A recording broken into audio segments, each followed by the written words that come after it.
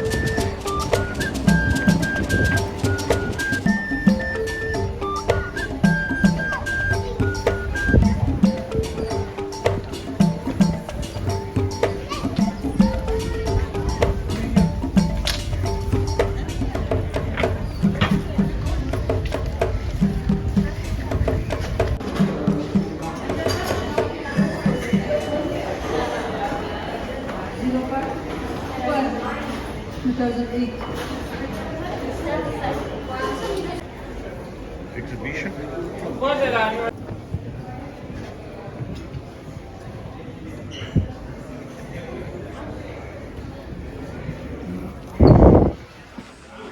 After you. Sorry about.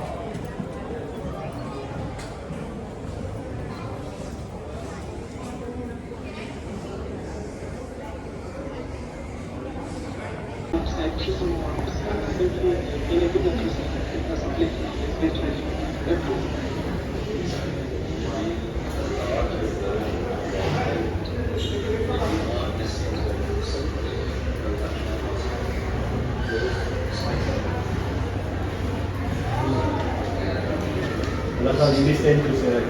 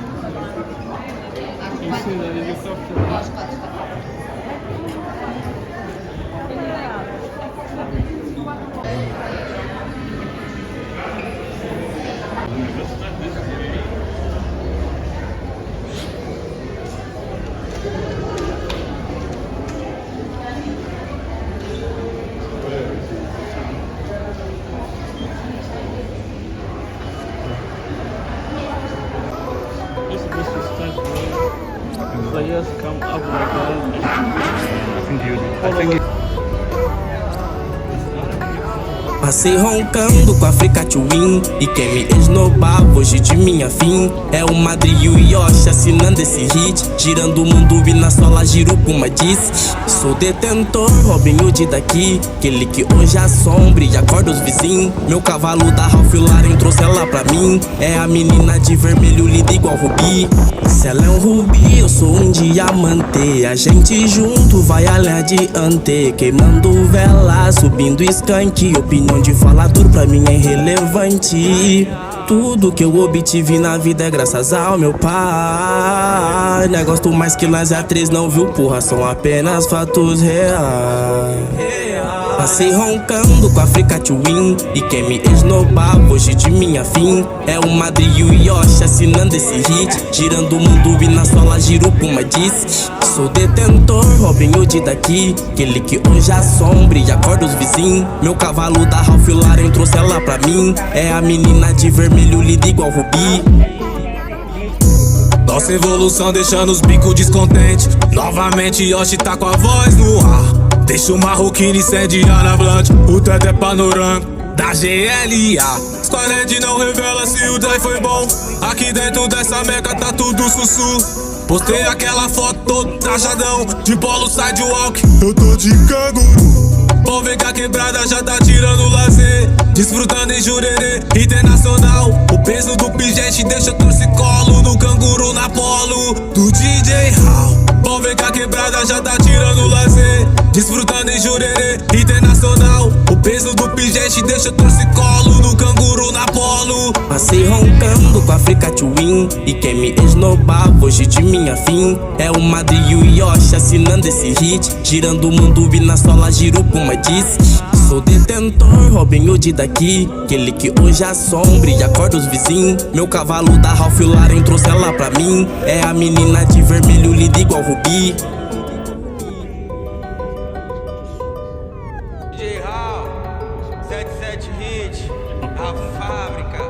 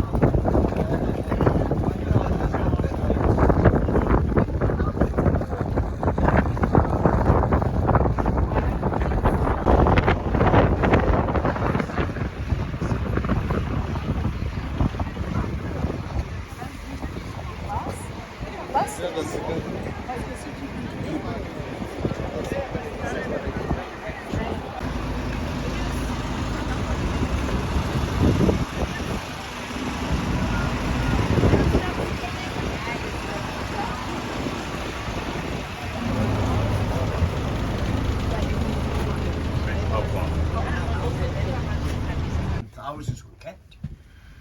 I'm going to touch on all these little stories.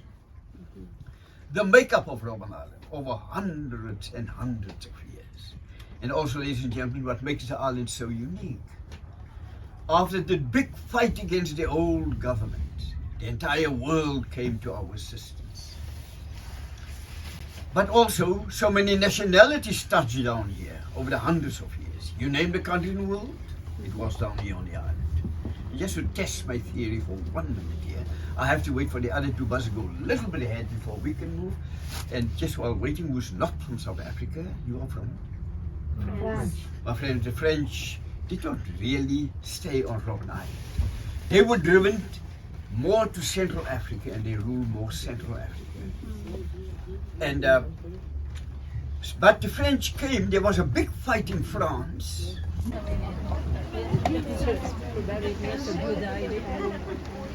Now, ladies and gentlemen, 1,500 graves scattered among these nations.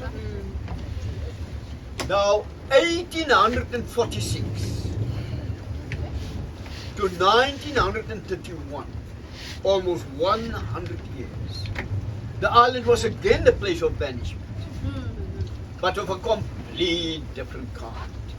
Those people in those days who suffered of the old ancient biblical sickness called leprosy. Leper. Robben Island was the isolation camp. Remember in those days it was a worldwide phenomenon. If you have the sickness of leprosy, they isolate you. 1,500 graves. And I talk about white people, Indian people, coloreds, blacks, everybody to the island. But ladies and gentlemen, just for your information, any medical practitioner, doctor in the bus here? Don't be shy. No? Doctors here? Hey, doctors. Now doctors, you're going to answer all the medical questions. Where Mr. Mandela and all the leaders were. And the leadership were never more than 30 at a time. Mr. Mandela worked in this quarry 13 years out of his 18 years stay on the island. Now, once you go to the prison later, you're going to find that the prison is divided into two sections. One section where the 30 leaders are kept, those who work here. A high wall, you'll see it later. And beyond the high wall where the thousands of others were kept. Now, Mandela and the leaders work in this quarry. South Africans. What was very bad working in this quarry was not the hard labor per se. What was very bad working in this quarry was a reflection of the brightness of the white lime upon their eyes. And they were not allowed dark glasses in the early history. From 1960 up to 1972, political prisoners were not allowed dark glasses.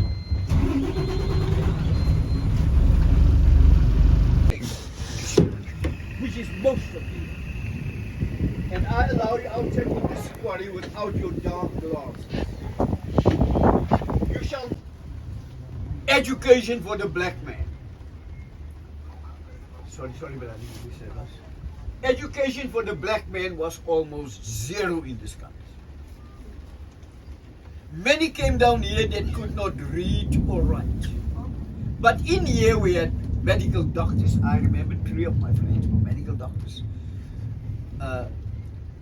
Advocates, lawyers, a lot of teachers. Now if you cannot read or write, and books and papers were not allowed in early history, you make sure you stand next to a teacher. And like children in the sand, would play games and teach one another to read and write. But later years with world pressure, especially from Germany, International Amnesty Germany, put tremendous pressure on the old government and forced the old government via the United Nations, I guess, and none other than, you say it? Martin Luther King. But if you in turn studied the doctrines and the philosophy of Martin Luther King again, you would say, no, that is not his word either.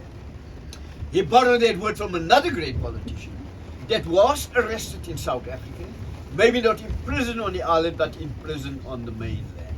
You take another guess. Thank you, my friends. None other than Mahatma Gandhi. My friend from India, I really expected an answer quicker from you. Imagine the first Indian who never heard about Mahatma Gandhi. Today, my friends, we can easily claim this country, South Africa today, after 300 years of fight, battles, everybody expected a bloodbath. But we went into a peaceful transition thanks to great people like Mahatma Gandhi, Martin Luther King, Mandela. And this is where this country is heading now at the moment. In short, what I really try to get across to you, feel honored, you are actually standing now on the campus of a university. Once upon a time, Mr. Mandela worked here 13 years out of his 18 years stay on the island. Endless I can talk about this one. Thank you. 18 years. When Mandela and all the others were kept, you are now in front of another prison on your left-hand side. The smallest prison in the entire world. Only one man was kept in that prison. The man who started the uprising, the revolution in this country in 1960. The man the old government feared very much. South African's his name? Mike, you got him, brother? Robert Sobukwe, Mangaliso Sobukwe. Now, Robert Sobukwe was kept so alone in that little house with a window on. You see down next to it, those were dog kennels, but the dog kennels were built after his time. It was only that single house on the entire block of land. Where the bus is standing now, there was a huge watchtower to watch over him that he must not escape. Now I'm going to settle down here roughly 5 minutes. And those who are not from South Africa, I want to give you a feeling what was the fight all about. And those who are not from South Africa, one of the most vicious laws of the old government. In those days, if you're a black person in this country, male or female, you had to carry a little booklet in your pocket 24 hours a day. Excuse me, we cannot see you if you stay here. You can say that. Thank you. You have to, if you're a black person, male or female, you have to carry a booklet in your pocket 24 hours a day, like your passport. And should the police catch you without that booklet outside your house, 3 to 6 months imprisonment, hard labor. And written in that booklet out of many, many laws and rules, I'm going to touch only on 2, your area of movement. A black person, male or female, in the country of birth, they were not allowed to move freely from city to city, town to town, unless government grants permission in that booklet. Neither were they not allowed to work or to school wherever they want to, unless government grants permission in that booklet. And to the ladies, mummy, say for example, by accident you have forgotten your booklet at home. The police stop you in the middle of nowhere without your booklet, arrest you, put you in the police van, and through the window of the police van, you see your little baby in the hands of a stranger. Says, I guarantee you, you shall die at that spot.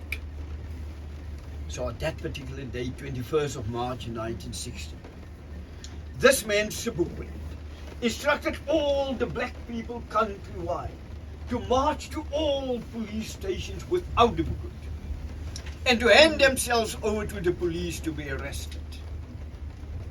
And they followed his call by the thousands. They brought the country to a standstill. And tell the police, your law of your country is if a black person do not have a booklet, he must be arrested. Here we are right in front of a police station, arrested. Unfortunately, on the 21st of March 1960, which is today a public holiday called Human Rights Day, 21st of March 1960, in front of one police station in the town called Sharpeville. You got it, South African, Sharpeville. After the police arrested the first 100 when they looked through the window, there were thousands outside waiting to be arrested. Instead, the police came out with the machine guns, and within 5 minutes they gunned down 60. And countrywide that day there were killings. Countrywide that day arrests were made by the thousands. Robben Island was reopened for political prisoners. The prison was built on that side. And, ladies and gentlemen, the entire country was in chaos. A state of emergency was called in. The army came in. The police were instructed. Fear there for lepers is separated the lepers from the rest. The leper church, 1841 church building.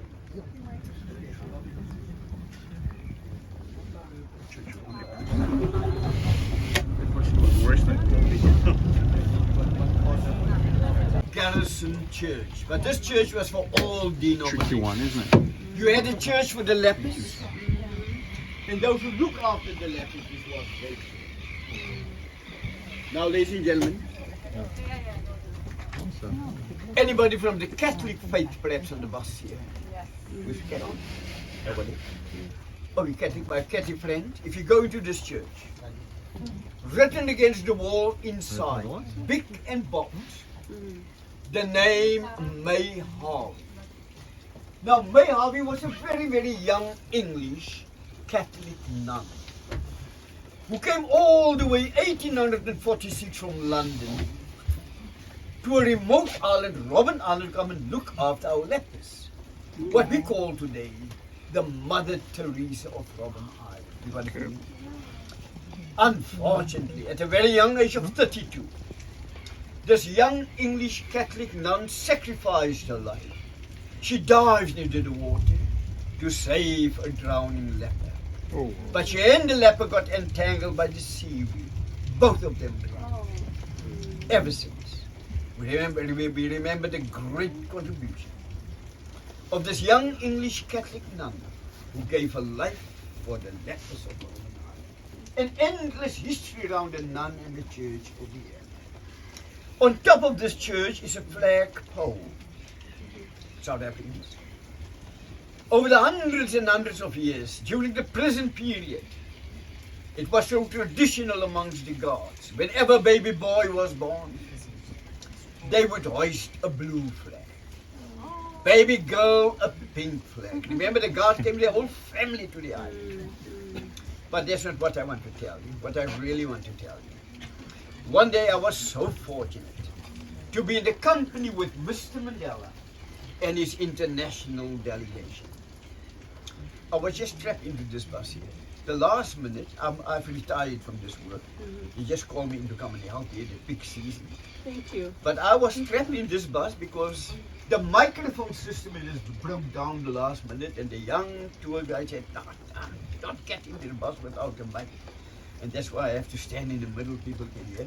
But I can tell you, the best view in the world is Table Mountain from Robben Island. But unfortunately today, gentlemen, where's he from? Unfortunately today, we are not going to get off. There's nothing to see in any case. But on a sunny day, the best view in the world is Table Mountain from Robben Island.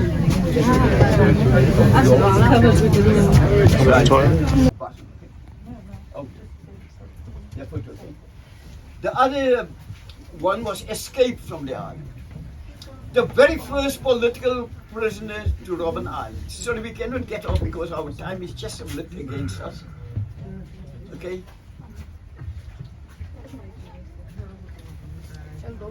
Okay, sorry, we have to start the bus now, man. Sorry, we cannot get off. Sorry, mama. I'm ready.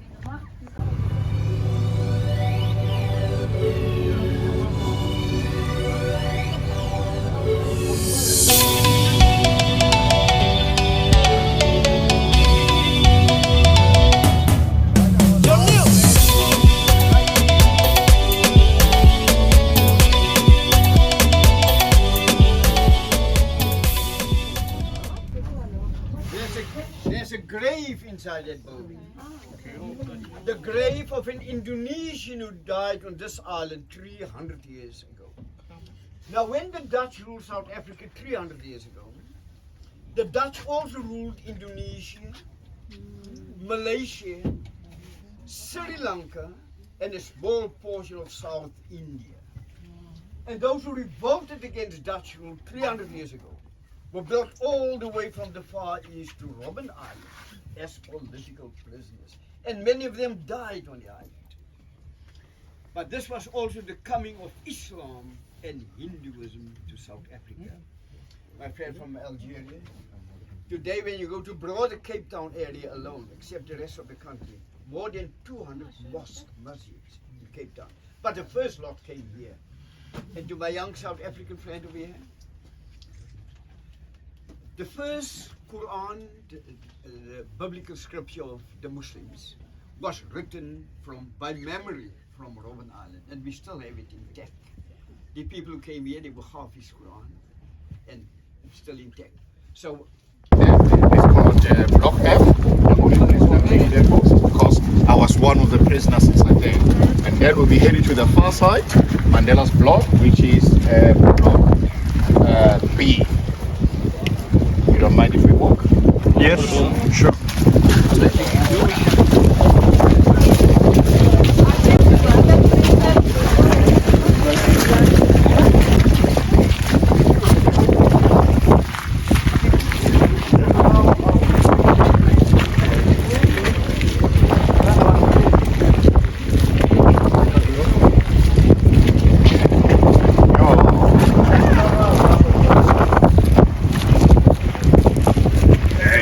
Oh, it's flooding.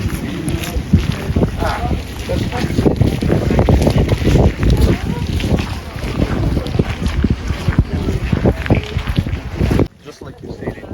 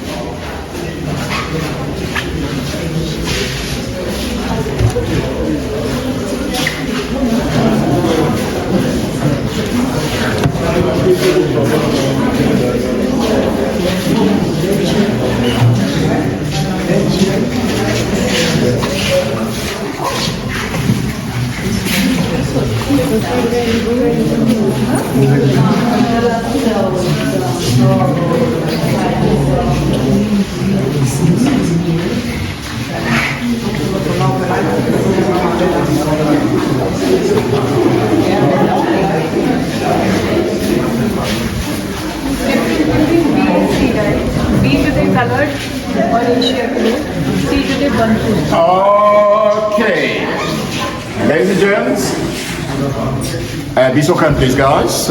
Take a seat.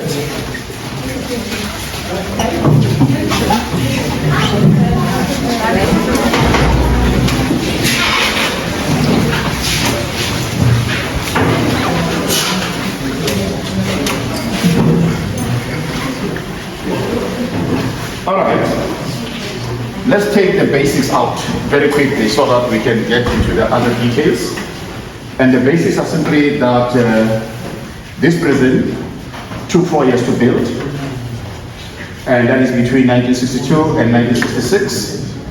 It can take 1,250 at full capacity. It never reached that. At any one time, we're talking around 900. Between 1962, when the first arrivals came, and 1990, when the very last prisoners arrived here, that number stands at exactly 4,722, a chunk of that being repeat offenders. Minimum sentence, 5 years. Maximum, life in prison. No parole, remission of sentence, clemency or pardon.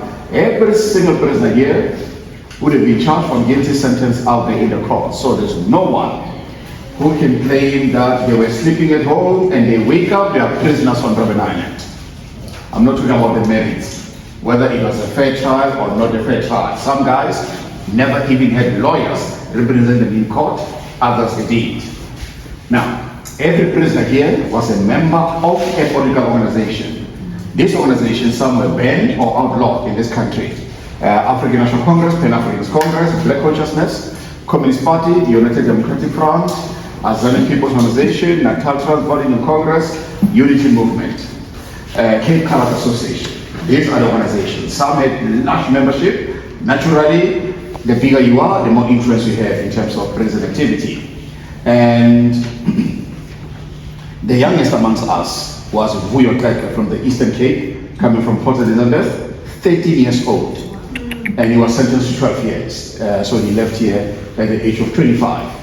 And the longest anybody was a prisoner here is exactly 26 years. Two guys, John Gossi and Jafta Masemola, both from the Pan-Africanist Congress of Azania. Now, how did we get to Robben Island first? Now, remember that would have been charged from guilty sentence out there in the courts, be it a lower court or a high court. Then it's the road. We are shackled, we are chained, we are handcuffed, and the road could be a short distance or a long distance, depending where the trial would have been held. Some, it would be Namibia, in Windhoek, and all of them are members of one organization called SWAPO. They're only foreign prisoners to be here between 1968 and 1985. Namibia got their independence from South Africa in 1990.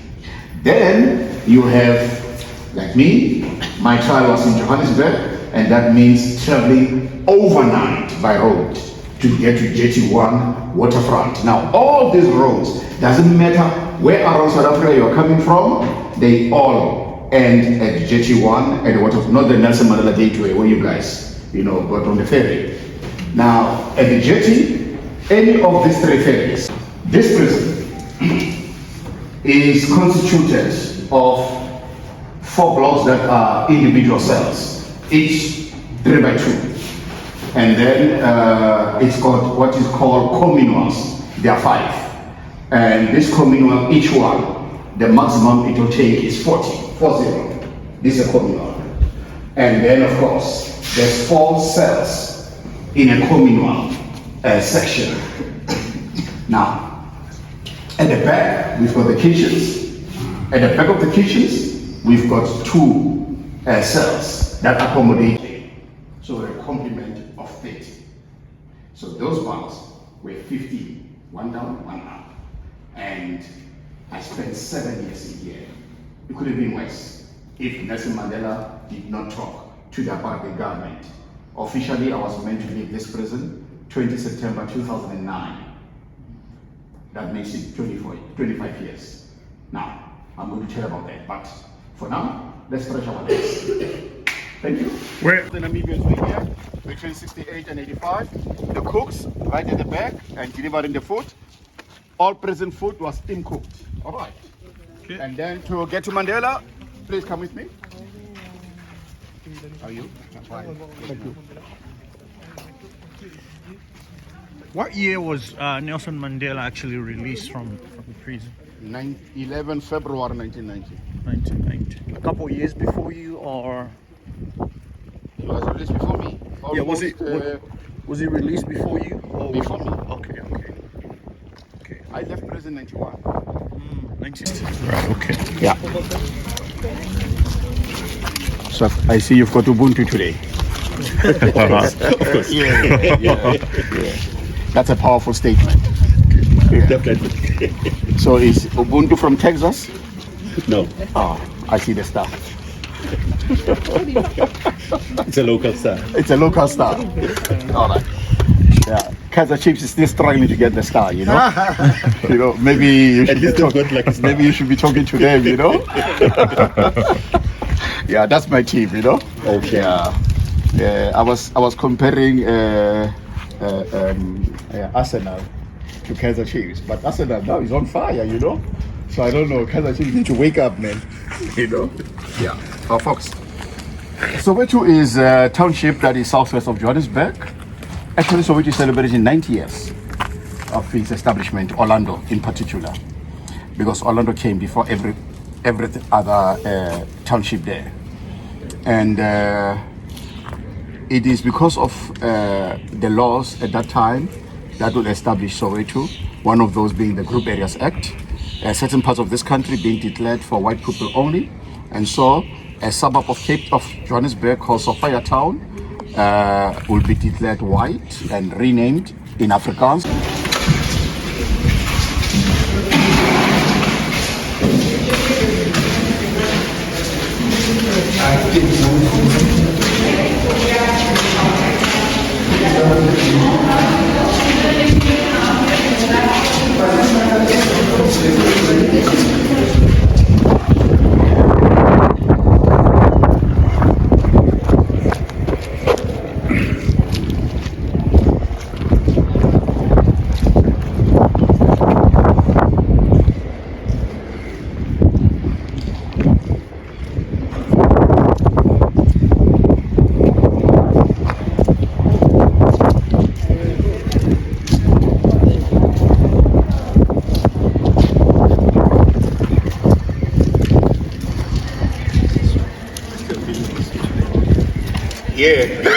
Yeah, absolutely.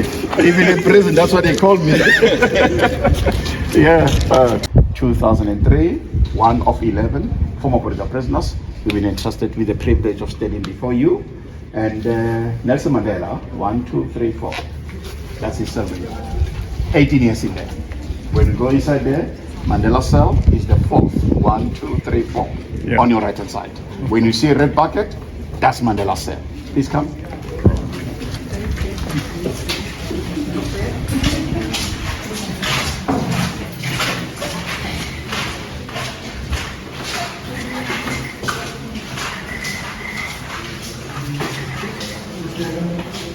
This is Mandela cell, 18 years here. There's a prison in Cape Town. It's called Polsmo Prison, 7 years there. And then there's a prison in, what is that prison again? Victor Fessa. Mandela was in a cottage house at Victor Fessa for 2 years. That's when he was released on the 11th of February 1990. Nelson Mandela was the 466th prisoner to arrive here in 1964. So when Mandela came here in 64, he already found the prisoners, each having his own bucket, because that bucket was a toilet between 62 and 72. And they were emptying the bucket in block C and using the bucket overnight. Shower, block C. Mandela was standing at 1.92 centimeters tall. That's about 6 by 4 feet. And he was here with all his co-accused except Dennis Goldberg. He's white, so he was in Pretoria, maximum security. Women political prisoners, they were kept in Kroonstad and Barberton. Kroonstad is... It's coming, I'm sure. It's on its way. You know, government wills, they tend to be slow, I'm sure, but it's coming. If not in my lifetime, maybe my children will benefit out of it.